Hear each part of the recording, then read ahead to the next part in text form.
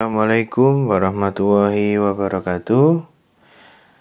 Halo kawan-kawan semua, kembali kita bertemu di mata kuliah Entrepreneur Skill. Pada waktu kuliah ini kita akan membahas tentang skill wirausaha dan karir ya. Mungkin teman-teman kemarin sudah mengisi apa saja yang ingin kalian capai di masa depan, terutama setelah lulus. Nah, pada kali ini saya akan mengajarkan kepada kalian teori atau konsep dalam wirausaha dan karir. Ada beberapa hal yang ingin saya sampaikan. Yang pertama adalah 5 keahlian atau skill yang harus dimiliki wirausaha yang wajib dimiliki ya. Jadi ada 5. Nah, ini saya kutip dari arahmawan.net ya, brandly.co.id. Nanti mungkin bisa dibaca di aslinya ya, materi aslinya. Oke, yang pertama adalah keahlian berbicara. Nah, keahlian berbicara ini cukup unik ya. Kadang ada orang yang merasa saya minder gitu. Saya nggak bisa berkata banyak gitu. Nggak apa-apa gitu. Artinya communication skill ini kita kembalikan lagi ke hakikat kita sebagai manusia. Mungkin ada orang yang berbicaranya bisa sangat banyak gitu ya, sangat bisa mempengaruhi gitu. Tapi di zaman modern seperti ini, saat ini, orang pun tidak perlu berbicara dengan sangat besar untuk bisa punya dampak yang besar. Misalnya, kalau kita punya jualan online, sebenarnya yang kita butuhkan adalah bagaimana kita bisa berbicara, membuat dalam bahasa media sosialnya caption ya, misalnya gitu. Itu kata-kata yang bisa memberikan makna yang besar, yang berdampak kepada calon konsumen. Jadi sebenarnya keahlian berbicara ini saat ini luas. Jadi nggak hanya kita ngomong gitu ya, tapi kita juga bisa lewat media sosial. Kita punya bahasanya caption atau copy editing yang sangat berdampak kepada calon konsumen, sehingga mereka itu bisa mau membeli produk kita atau mau menerima kita jadi pegawai dan lain sebagainya. Artinya karakter kita bisa dilihat dari tulisan-tulisan kita. Nah, keahlian berbicara, terutama mungkin kalau kita dalam konteks berbicara dengan orang lain, itu kita harus pupuk dari sekarang. Kita harus bangun dari sekarang, artinya bukan berbicara yang banyak ya, tapi berdampak. Berbicara yang berdampak itu adalah kita membangun sebuah kata-kata ya yang baik, yang sopan, yang juga bisa memberikan keterangan yang jelas untuk orang lain gitu. Jadi nggak hanya berbicara yang bisa mengajak orang untuk membeli produk kita, tapi juga berbicara yang bisa memberikan kesan terhadap orang lain. Ini kalau konteksnya kita karir ya, atau mungkin kerja. Kan dari kemarin saya bilang ya, ada 2 aliran dalam mata kuliah ini, wirausaha atau mau karir atau bekerja di sebuah perusahaan. Keduanya boleh-boleh saja. Jadi kalau berbicara dengan HRD nanti gimana? Bagaimana kita sopan dengan dia? Nah, itu kita harus bangun dari sekarang. Caranya ya kita mulai belajar melihat orang-orang yang berbicara itu dia tarafnya di mana. Maksudnya ketika dia berbicara kepada bagian SDM, maka kata-kata apa yang dia pilih. Artinya kata-kata kan tidak, kalau saya dengan teman saya mungkin kata-katanya santai ya, tapi kalau dengan teman kerja mungkin lebih formal dan sebagainya. Itu kalian harus benar-benar bisa ya.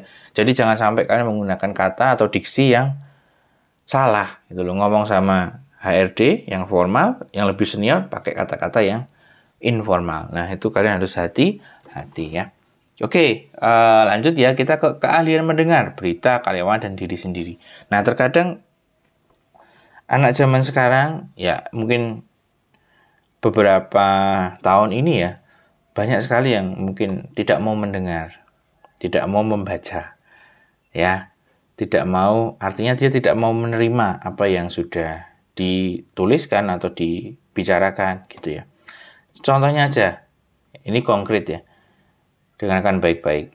Kemarin sewaktu saya bilang bahwa materi ini dibaca, ditonton ya, dipelajari, kemudian baru absen, itu sama sekali tidak ada yang tahu. Artinya banyak sekali teman-teman ini asal mendengar, asal membaca, kemudian beraksi, artinya langsung absen gitu ya kalau dalam konteks ini. Harus dibaca benar-benar teman-teman. Nah, itu menunjukkan bahwa teman-teman ini masih sulit untuk mendengar.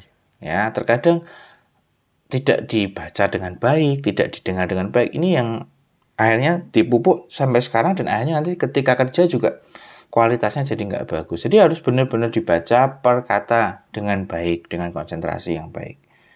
Berita dan juga karyawan dan diri sendiri ini juga perlu. Artinya kemampuan mendengar ini kan kemampuan kita untuk seumur hidup kita ya. Artinya kita mulai membangun dari sekarang. Yuk mulai membaca dan mendengar dengan baik. Ya, melihat. Ini kita nggak usah jauh-jauh ke berita deh. Mungkin ini dulu, ke budaya kita. Misalnya saya ngasih aturan gitu ya, dibaca benar-benar, jangan sambil lalu gitu ya. Kalau teman-teman mau meningkatkan levelnya, baca berita silahkan, baca berita di online atau di koran gitu. Terus karyawan juga, nanti kalau kalian punya wirausaha usaha ya, kalian jangan ini ya, gegabah, jangan egois, dengarkan juga karyawan. Karena gini, kita kerja atau kita punya usaha itu ada kepentingannya masing-masing. Kita pengen usaha kita laba, tapi laba itu kan korelasinya sama pendapatan dan biaya. Kalau kalian mungkin merasa gaji karyawan itu biaya, maka kalian pasti akan berusaha untuk memotong atau mengurangi biaya, kan? Itu normal. Tapi kalian harus lihat juga, karyawan ini juga butuh hidup, butuh makan. Ya, apakah dengan gaji yang kalian berikan itu sudah cukup dan lain sebagainya? Kalau belum ya jangan gitu. Jadi harus dilihat, didengar karyawan ini mau apa gitu. Kemudian diri sendiri. Nah, kalian harus mendengar diri sendiri. Mungkin kalau kalian merasa capek ketika berusaha, istirahat. Jadi kalian harus bisa mendengar dalam hati kalian. Kalau pengen istirahat, wah saya capek Pak gitu, istirahat dulu sebentar, nanti kita maju lagi. Jadi kadang kita juga perlu mendengar diri sendiri kita, apakah diri sendiri ini sedang capek atau enggak, kan kita harus lihat gitu. Oke ya, itu keahlian mendengar. Yang ketiga, keahlian menulis. Nah, ini yang banyak sekali masalah yang di sini. Kadang ada banyak orang sekali yang meremehkan menulis ya. Terutama ini kalian udah semester 6 nih, skripsi. Nah, hati-hati. Kadang ada banyak orang yang skripsi tinggal copy paste, tinggal ngambil dari tempat lain, atau sudah tak punya ini ya, skripsi dari orang lain, terus kemudian di-copy, dimasukkan ke website parafrase, kemudian di-copy lagi, masukkan ke skripsi kalian. Itu sama sekali nggak bagus dan nggak enak dibaca. Ya, kenapa? Karena itu mesin, teman-teman. Ya, jadi parafrase itu kalau lewat website itu online itu parafrasenya itu jelek, nggak bisa dibaca. Ya kalian buat apa kalau nggak menulis? Kalau menulis tapi seperti itu ya. Nah, artinya kalian harus tulis dengan bahasa kalian sendiri. Berusaha untuk mengungkapkan ide, konsep, dan yang kalian dipikirkan kalian gitu loh. Nah, kenapa sih kalau menulis itu bermanfaat buat kita? Karena dengan menulis itu kita mengikat ilmu kita yang ada di pikiran. Coba kalau Anda bayangkan kalian belajar materi misalnya materi dari sebuah buku gitu ya. Kalau kalian hanya membaca, besok bisa lupa, teman-teman. Yakin saya, kalian bisa lupa gitu. Maka kalian harus menulis supaya kalian mengikat apa yang sudah kalian baca, mengikat apa yang sudah kalian pikirkan. Nah, dalam konteks ini wirausaha dan karir, kita lihat di sini contohnya adalah bisnis plan, yang insya Allah nanti di akhir-akhir semester kita akan coba praktekkan ya.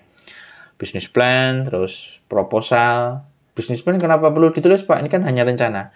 Teman-teman, bisnis yang baik pasti sudah terencana dengan baik. Artinya sudah dilihat nih biayanya apa saja yang dibutuhkan secara detail ya. Kemudian nanti proyeksi pendapatannya itu dari mana gitu ya. Terus konsumennya ini dari mana, cara promosinya bagaimana. Jadi macam-macam sekali teman-teman untuk bisnis plan. Tujuannya untuk supaya kita lebih terukur dalam aktivitas kita dalam membangun usaha, proposal ya dan lain sebagainya. Strategic partnership, kita harus menulis nih rencana kita dalam berpartner ini bagaimana. Jadi terutama ketika kita online ya, online itu kan konsepnya saya punya pengikut, ya pengikut itu yang akan melihat saya, gitu ya. Jadi kalau kita nggak apa ya, nggak uh, partnership dengan orang lain, dengan mungkin penjual online yang lain, mungkin kita nggak akan mendapatkan follower atau pengikut atau orang yang bisa melihat profil kita lebih banyak lagi. Ya, artinya follower itu tergantung dari kita dalam membangun partnership gitu loh. Sekarang kalau kita punya produk yang luar biasa, tapi kalau follower atau yang melihat media sosial kita, marketplace kita cuma sedikit, ya akan sedikit juga yang akan terjual, teman-teman. Jadi semuanya itu pasti berhubungan dengan hubungan kita dengan orang lain, hubungan kita dengan partner lain, penjual online lain. Jadi banyak-banyaklah berpartnership ya. Itu partnership ya. Ya. Oke. Policy statement untuk kebijakan dan press release itu mungkin press release itu kayak apa ya? Informasi update dari kalian, dari usaha kalian gitu ya. Mungkin mengeluarkan produk baru itu harus kalian tulis. Jadi menulis ini sangatlah luar biasa dampaknya buat kita. Kalian harus pandai-pandai menulis, dibangun dari sekarang. Kenapa kalian perlu menulis skripsi ya? Karena supaya latihan menulis juga gitu ya. Kalau kalian skripsinya ya copy paste, maaf ya. Ya artinya kuliah juga sia-sia, mau buat apa gitu ya. Jadi harus hati-hati terhadap kebiasaan-kebiasaan buruk. Saya punya satu tips buat kalian. Terkadang yang membuat kita gagal itu bukan karena suatu kejadian ya, tapi karena rentetan dari kebiasaan-kebiasaan yang buruk. Yang kecil-kecil, tapi itu buruk. Jadi habit. Jadi habit itu sangat luar biasa, teman-teman. Ya, kebiasaan orang sukses itu pasti kebiasaannya dari kecil sampai dia dewasa itu pasti punya kebiasaan kecil yang membawa dia sukses di bidangnya. Misalnya kalau dia seorang presenter gitu ya, pasti dari kecil dia sudah punya skill untuk berbicara kepada orang lain gitu ya. Udah dari sononya punya habit yang bagus. Jadi habit itu sangat penting teman-teman semuanya. Kebiasaan yang bagus maka akan melahirkan hasil yang bagus juga, insya Allah seperti itu ya. Lanjut, kita memimpin rapat. Memimpin rapat ini maksudnya apa, Pak? Memimpin rapat itu maksudnya adalah kan rapat itu kan ada banyak orang. Nah, bagaimana kalian membawa orang itu pada fokus pada diri kalian, membawa orang lain itu untuk nyaman dengan rapat kalian dan sebagainya. Itu. Terus yang kelima, manajemen atau resolusi konflik. Konflik itu tidak mungkin dihindari ya teman-teman ya. Pasti selalu ada. Jadi konflik itu always selalu ada. Nah teman-teman, kalau kalian konflik ini terjadi, apa yang harus kalian? Kalian harus lihat dari sudut pandang yang banyak. Jangan sudut pandang kalian saja atau satu pihak saja. Lihat dulu bagaimana orang yang berkonflik ini masalahnya apa, kalian selesaikan dengan baik-baik dan dengan rendah hati, jangan terlalu keras ya. Hati-hati karena yang kita hadapi itu manusia, baik itu sebagai wirausaha atau karir atau bekerja di perusahaan, yang kita hadapi itu manusia teman-teman. Jadi bagaimana kita bersosial, bagaimana untuk kita bisa menjadi baik untuk orang lain, nyaman untuk orang lain dan sebagainya gitu ya. Oke. Yang kedua, 9 hal yang harus dimiliki wirausaha. Nah ini sekarang kita fokus ke wirausaha ya, tapi saya rasa untuk dibawa ke orang yang bekerja atau berkarir juga masih oke, masih bisa. Yang pertama adalah berani mencoba, tidak takut gagal. Menurut saya kita itu kalau mau sukses ya harus mencoba ya. Artinya kalau kita mencoba dalam arti sesuai dengan jalur kita, sesuai dengan keahlian kita, keinginan kita, jangan terlalu jomplang ya. Misalnya saya ini nggak pernah masak ya, tapi saya mau jadi seorang chef gitu. Itu kan bisa aja tapi butuh waktu yang lama. Nah, maka mencobalah untuk selalu pada satu jalur ya. Misalnya Anda seorang mau pengen jadi akuntan nih. Nah, kalian boleh dong mencoba di satu perusahaan. Cobalah saya ke perusahaan jasa misalnya gitu. Boleh, silahkan kalau mau dicoba gitu. Jangan takut gagal karena sebenarnya hidup itu adalah bagaimana kita meminimalisir risiko. Jadi semuanya itu pasti ada risikonya. Nah, tinggal terkadang kita takut terhadap risiko. Nah, risiko itu ada, coba kita minimalisir. Nah, kemudian kita perjuangkan. Terkadang kesuksesan itu terjadi karena kita juga mencoba untuk keluar dari zona nyaman kita. ya nggak takut gagal dan lain sebagainya gitu. Yang kedua, tim kerja yang solid. Tim kerja yang solid ini apa maksudnya? Artinya dari awal kalian memilih seorang karyawan itu harus karyawan yang solid ya teman-teman ya. Nah, tim kerja ini dibangun dari budaya yang baik juga. Budaya kalian untuk bisa merekrut karyawan atau berteman dengan sesama pekerja yang solid, yang memang berkompeten, memang senang untuk, atau mungkin prinsip hidupnya adalah menyelesaikan pekerjaannya dengan sebaik-baiknya. Jadi ini sangat krusial ya. Gini, artinya kita jangan karena dia teman kita terus kita masukin di pegawai kita. Belum tentu itu solid dalam bekerja loh ya, hati-hati. Maka harus dikenali dengan baik. Dikenali dengan baik dalam arti ini kan kalau kita dalam hubungan pekerjaan, tugasmu ini, kamu bisa nggak solid gitu. Nah, kalian harus maintain itu. Memang agak susah ya, tapi kalian harus ngelola dengan baik, mendampingi tim kerja kalian dengan baik gitu. Jangan sampai tim kerja ini jadi nggak semangat kerja ya, nggak bisa memberikan kontribusinya dengan maksimal dan lain sebagainya gitu ya. Itu untuk tim kerja yang solid. Kemudian terus berinovasi. Apa ini maksudnya terus berinovasi? Nah, terus berinovasi ini karena kan kita hidup di zaman yang sangat cepat ya, modern, cepat gitu. Inovasi itu sangat penting teman-teman. Inovasi tidak harus dengan mengeluarkan produk baru ya. Kadang cara kita memasarkan barang dengan cara yang baru itu juga inovasi teman-teman. Kita buka toko di Tokopedia yang sebelumnya kita hanya di rumah, itu juga suatu inovasi ya. Biasanya inovasi melahirkan biaya, tapi kita lihat dulu kembali lagi apa yang kita terima dari inovasi itu. Artinya proyeksi keuntungannya bagaimana gitu ya. Oke, yang keempat, jeli melihat peluang. Ngomong-ngomong tentang peluang, di tempat kita sekarang ini kan banyak sekali hal yang bisa kita lakukan gitu, kita upayakan. Banyak sekali peluang sebenarnya. Nah, saya punya seorang teman ya. Teman ini sebenarnya jualannya itu ya biasa aja gitu loh. Jualan tas, jualan sepatu gitu. Dia punya toko di rumah gitu. Cuman entah kenapa dia laris terus gitu loh. Nah, saya selidiki, ternyata selama ini dia tuh jeli melihat peluang. Dia itu jualan di desa ya, di desa yang jauh dari kota, tapi malah melahirkan peluang jadi gitu loh.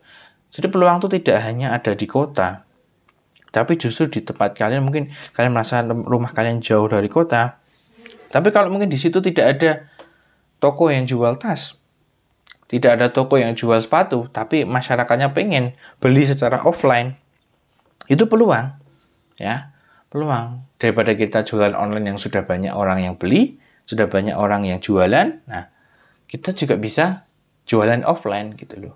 Kalau kita tahu peluangnya, kalau kita tahu targetnya itu, ada ini orang-orang pengen jualan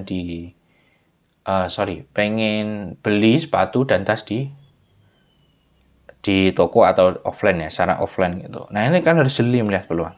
Tidak harus sesuatu yang besar sekali, tapi kadang sesuatu yang sederhana bisa menjadi peluang. Yang kelima, memiliki konsep dan target. Konsep dan target ini maksudnya apa, Pak? Nah, maksudnya adalah apa yang kalian bawa sekarang ini. Konsep kalian apa? Artinya prinsip-prinsip kalian tentang kesuksesan apa gitu ya. Pak, saya yang penting lulus aja, nanti terus target saya pengen kerja di bagian pemasaran sebuah produk. Oke, silakan. Saya pengen jadi seorang pemasar karena saya merasa bisa berbicara. Silakan. Kalau itu memang bakat kalian, itu bagus. Kalau kalian sudah menemukan bakat kalian dari sekarang ya, sehingga kalian punya ancang-ancang lebih baik gitu loh. Ya. Oke, lanjut kita ke 6, relasi dan partner yang kuat. Nah, di bagian ke-6 ini betapa pentingnya sebelum ke relasi, ke sistem ya. Maaf. Sistem yang tepat dan efisien. Sistem yang tepat dan efisien ini bagaimana kalian bekerja untuk lebih teratur, efisien, jangan terlalu ngoyo. Contohnya ya, gini. Kalian bekerja itu tidak bisa punya sistem yang memonitor pegawai kalian dengan baik. Nah itu hati-hati ya. Kalian harus punya sistem yang baik. Kadang misalnya gini, kayak absen ya. Mungkin kalau kalian pernah lihat absen di sebuah instansi gitu banyak pakai jari gitu. Ya absen is just absen gitu loh. Apakah tepat untuk menilai kontribusi seseorang? Nah, tidak. Maka absen ini harus ditambah dengan sistem lain yang mungkin tepat dan efisien. Misalnya kayak kontribusinya apa gitu. Jadi absen plus kontribusinya apa, itu juga perlu ya, dan lain sebagainya. Yang ketujuh, relasi dan partner yang kuat. Ya, kembali lagi saya ngomong bahwa partner ini sangat krusial teman-teman. Kalau kalian punya partner yang sama-sama saling menguntungkan, ingin sama-sama bareng-bareng untuk membangun sebuah usaha, atau mungkin sama-sama bekerja di sebuah perusahaan yang baik, atau sama-sama dalam suatu perusahaan itu kita berpartner dengan baik, ya itu satu anugerah yang sangat mahal teman-teman. Makanya kalian harus jaga partner kalian dengan baik, relasi kalian harus diperluas ya. Bagaimana kalian membangun membangun hubungan dengan orang lain dan lain sebagainya, and so on ya. Gitu, kalian pasti sudah bisa menerka ya apa yang saya maksud gitu. Oke, lanjut kita yang cepat belajar dan beradaptasi. Nah, belajar yang rajin ya teman-teman, beradaptasi. Jangan materi saya ini tidak didengarkan. Mungkin ini sesuatu yang biasa ya, tapi mungkin untuk merefleksikan pikiran kalian, memberikan motivasi baru, it's okay gitu loh untuk didengarkan gitu loh. Jadi silahkan untuk didengarkan dengan baik, dipelajari dengan baik. Itu salah satu habit atau kebiasaan yang baik juga. Yang ke-9 ya, tidak mudah merasa puas. Jadi kalau kalian sudah lulus S1 nanti jangan merasa puas, karena tantangan di waktu yang akan datang itu sangat luar biasa besar ya. Dan persaingan antara satu orang dengan orang lain itu sangat kuat, sangat ketat gitu. Oke ya, saya lanjut ke slide yang kedua. Skill seseorang baik dalam kapasitasnya sebagai pegawai untuk pengembangan karir maupun sebagai wirausaha, selain hard skill, juga soft skill ya. Kemampuan pengembangan konsep kecerdasan emosional, kemampuan intrapersonal, dan lain sebagainya. Kalian pasti tahulah definisi soft skill itu. Hubungan kita terhadap orang, bagaimana kita memberikan kontribusi pada orang, itu harus kita pupuk dari sekarang gitu ya teman-teman ya. Lanjut ke Patrick O'Brien ya, dalam Making Knowledge Count. Soft skill dikelompokkan jadi 7 kategori area. Itu communication skill, tadi sudah kita bahas ya. Organization skills, leadership. Organization ini berarti sifatnya kita dalam kelompok yang formal ya teman-teman. Karena organisasi, bagaimana kita membangun interpersonal antar mereka, kita membangun hubungan yang baik, kita membangun toleransi. Toleransi itu sangat penting ya teman-teman. Kadang orang nggak bisa sesuai dengan apa yang kita harapkan. Bagaimana kita menoleransi itu dan kita memberikan support supaya dia lebih baik.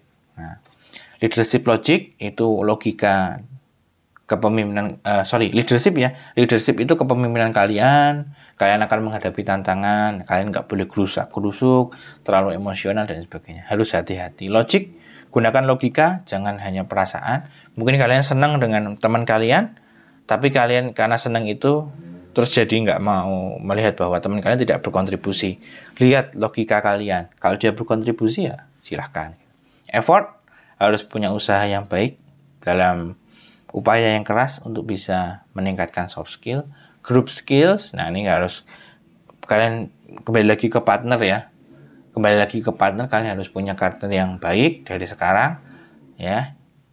Buka relasi dengan sebaik-baiknya, dengan seluas-luasnya. Etika dalam bisnis ya, karena bagaimanapun juga kita hidup di dunia ini sementara ya. Nah, etikanya harus dijaga. Apa yang kita dapatkan harus halal sesuai dengan aturan agama ya tentunya. Ya, yang terakhir Osman et al. Menyatakan 7 area soft skill tapi ada sedikit berbeda, yaitu komunikasi, berpikir kritis, dan pemecahan masalah, kerjasama tim, pembelajaran seumur hidup, dan informasi manajemen, kewirausahaan, moral dan etika profesional, dan kepemimpinan. Mungkin yang berbeda di sini adalah berpikir kritis ya, dan pemecahan masalah. Berpikir kritis ini maksudnya adalah kita mulai untuk kritis terhadap sesuatu, jangan cuek ya. Kadang kan kalau kita di kuliah, ini kita bicara habit ya, kebiasaan. Kita tuh cuek. Cueknya itu gimana? Cueknya kalau ada orang ngajar, dosen sedang mengajarkan materi, kalian itu tidak bisa berkonsentrasi dengan penuh, malah nyambi pekerjaan lain, itu tidak baik ya. Karena itu akan memupuk kebiasaan kalian untuk selalu seperti itu. Nah, kalian harus mulai kritis ya, atau artinya perhatian. Kritis itu kan terjadi karena kita perhatian. Nah, kalau kita perhatian, nah maka kita akan cenderung untuk fokus terhadap orang itu. Jadi kita bisa kritis, kita bisa kasih masukan terhadap sesuatu gitu ya. Jadi mulailah dari sekarang, dari sejak kuliah kalian sudah punya habit yang bagus dan lain sebagainya. Oke, saya rasa sudah cukup materi kita untuk minggu ini ya, untuk hari ini. Maka kita selesaikan materi kita. Terima kasih teman-teman. Assalamualaikum warahmatullahi wabarakatuh.